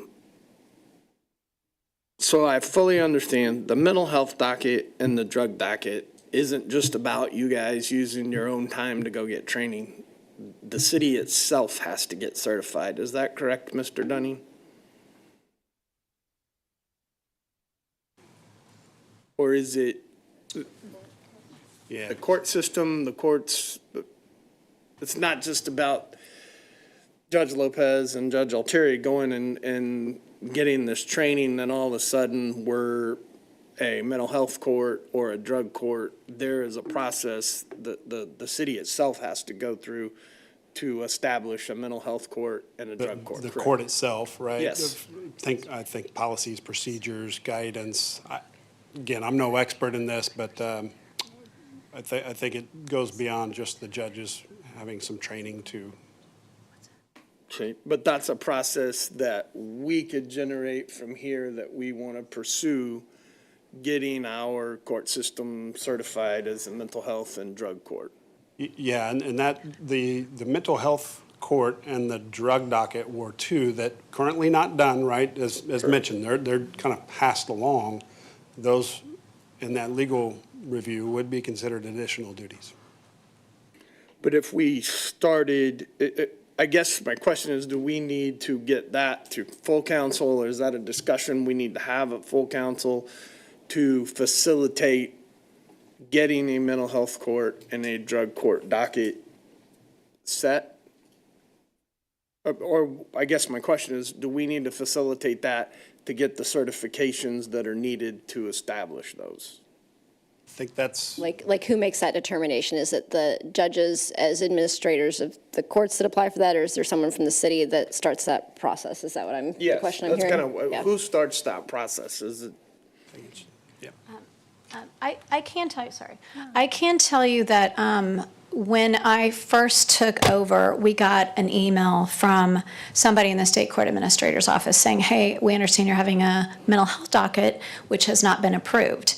So I don't know what the exact process is for us to go through to get that approval, but we do have to, because we didn't look into it at that time or anything. But what happened was we have a lot of cases that get sent over there. Then if they come back, then that we dismiss them. We, meaning the prosecutor's office, dismisses them. So what had happened is somebody made a notation in the computer that said dismiss pursuant to completion of mental health court. So that triggered internally something from the state court administrator sending an email saying, hey, you're having an unauthorized mental health court docket, which is not approved. Can you please weigh in on that? So I know we have to let them know. We have to explain the parameters to that. As far as what the city has to do, I don't know that the city itself, I don't know any how to answer that question because we've never gotten far enough along in the process to get there.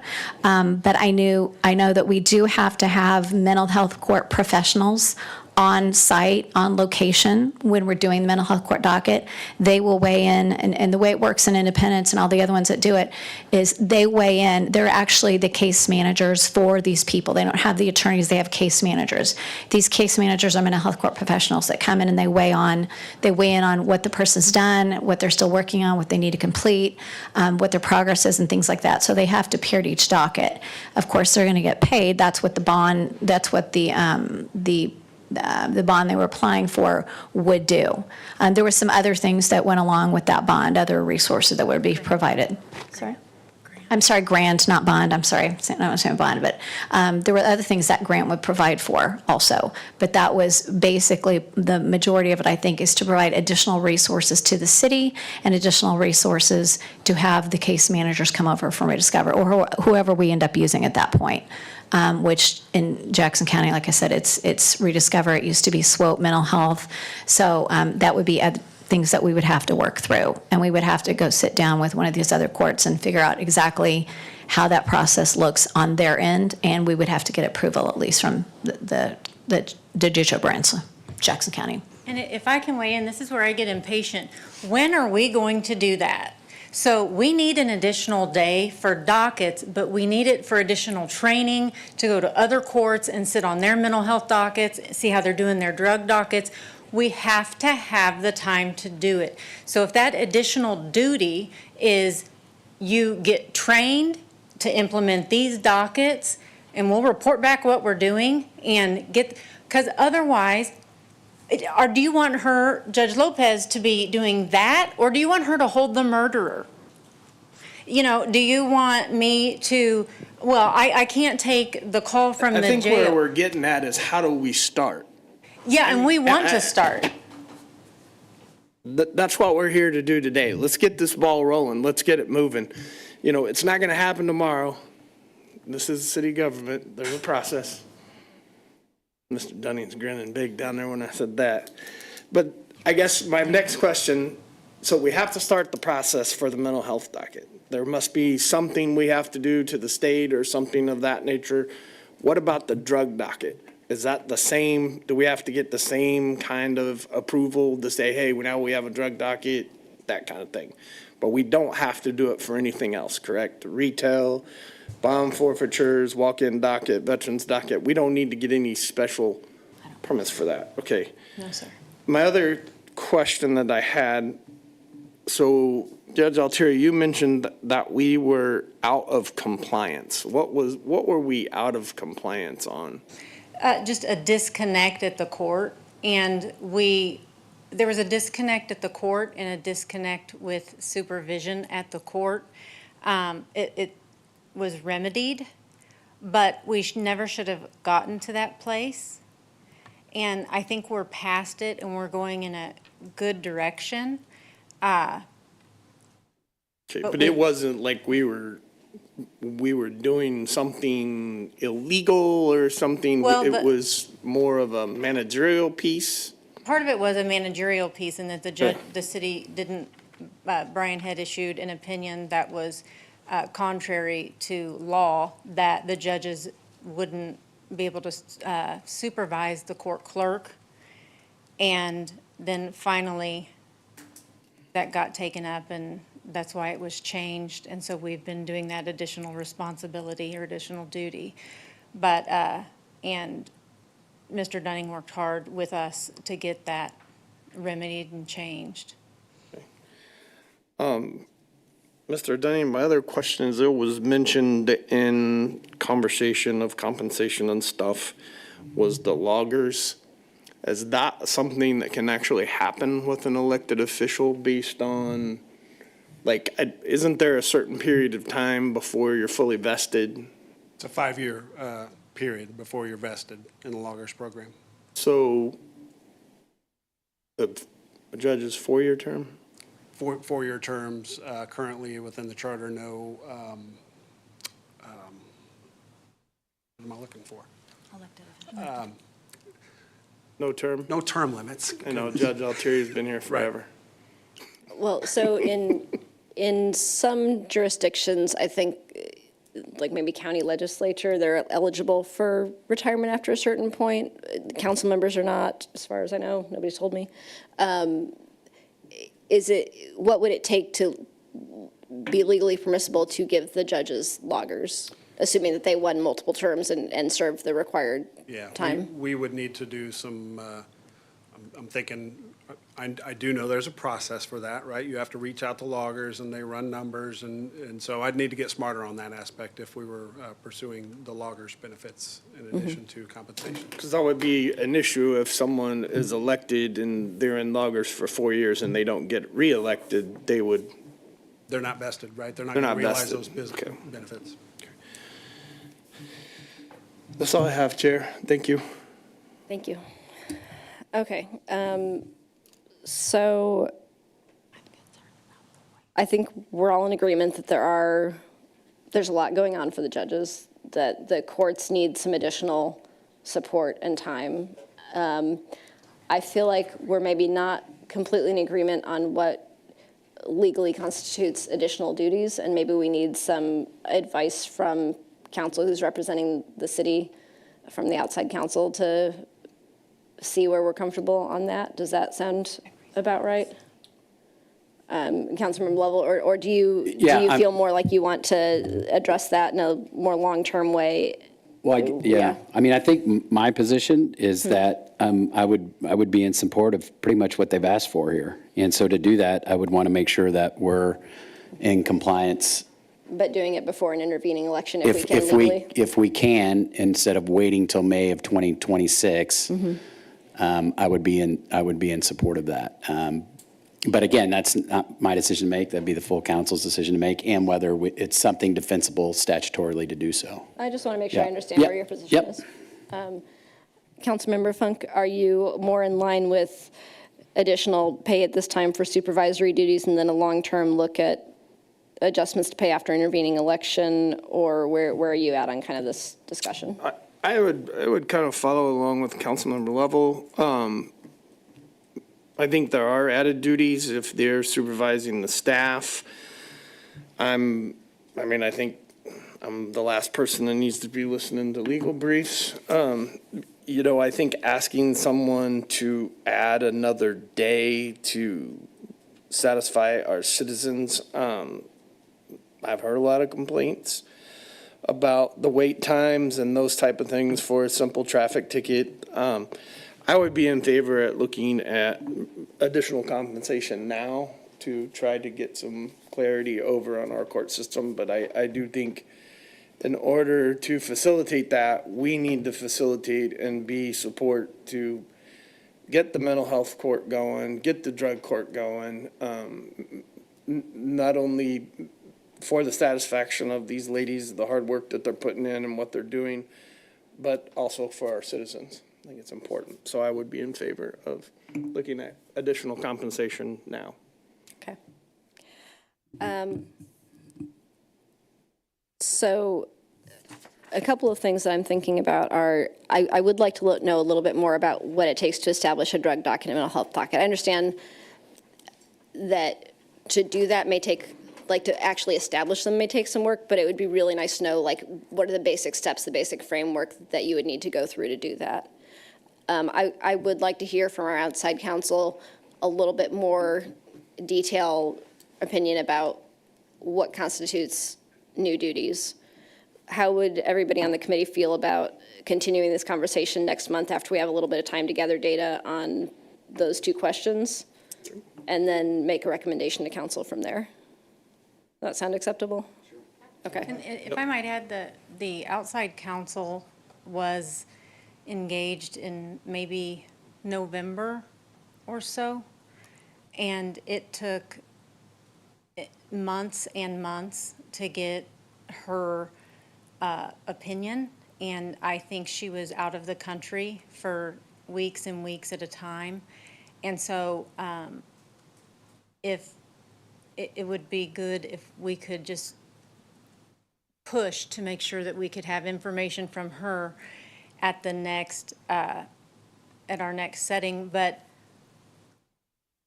it's not just the additional day, it's looking into the stuff that you talked about. You actually made some good points, and these are the questions that I would like to have the outside counsel address, Mr. Dunning. Is the actual work put in to establish a drug docket and mental health docket, is that considered additional duties? That saying to the court, we want you to go forth and make this happen, is that an additional duty even before it's established? The additional day, is that considered additional duties? Splitting the docket into informal retail theft, bond forfeiture, veterans dockets, things that don't actually require state licensing but are still kind of a different way of addressing these cases, is that considered additional duties? So I think those are the things I'd like some clarification on.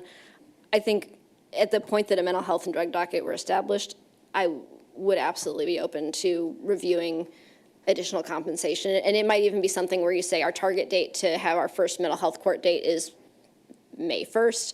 New salaries go into effect May 1st. Like I don't want you to have to be doing all this work for a long time not getting compensated, but I think it makes sense to kind of have that targeted. So if we can kind of figure out some of this and what it takes to establish that, what the timing looked like, and what kind of our options are in the meantime. Because again, I really do think you guys are doing a lot. I think it makes sense to review the salaries, and definitely after an intervening election, but I just want to figure out legally what we can do between now and then. I understand. So, and it's, we'll look into those two specialized dockets. Mm-hmm. Okay, so we'll plan to continue this discussion next month, and even if the outside counsel can't be here, maybe they can provide a written report to attach to the next month's agenda that council members can look at before that meeting. So we don't have to, hopefully within 4 weeks they can get us something to have on there. So are we all like on the agenda then? The chair deems it so. Okay. Yes. I didn't know. Yeah. That's the power she has, Okay. Yeah. So that will be, hear ye, dun, dun. That'll be the plan, is that we'll continue the conversation with a little bit more data next month. And just to be clear, from us, Mm-hmm. you would like to have additional information on the composition or what goes into those What dockets? goes into establishing those the training additional and- dockets and. Okay. And sorry, because, and I know, like, it seems to me like there must be some additional training that you need, but that certification must stay with the court, because if one of you were to not run for reelection or not be reelected, I assume the court still has that certification, even if somebody new steps into that judgeship. That's a good question. I don't know. I would love that answered as well, so that we Yeah. know what it takes to have this be a sustainable, long-term plan. So, that all sound acceptable to everyone? Okay, then I think we have a plan, and we'll continue this next month with some more information. So thank you both very much. Thank you for your time. Thank you. Okay. Takes us to roundtable. Do we have any roundtable from the committee? And I guess we can bring Mayor Pro Tem Lopez back in if he's still here. I think he is.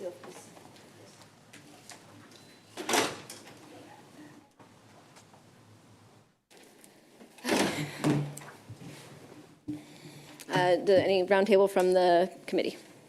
Any roundtable from staff? The only thing I'd like to remind you about is that next month, August, we are supposed to be bringing back a deeper dive into grants, kind of that listing of what grants we have established, and so that conversation will be coming in August. Gonna be an exciting meeting. All right. If we have no further items of roundtable, then I will adjourn this meeting at 5:48 PM.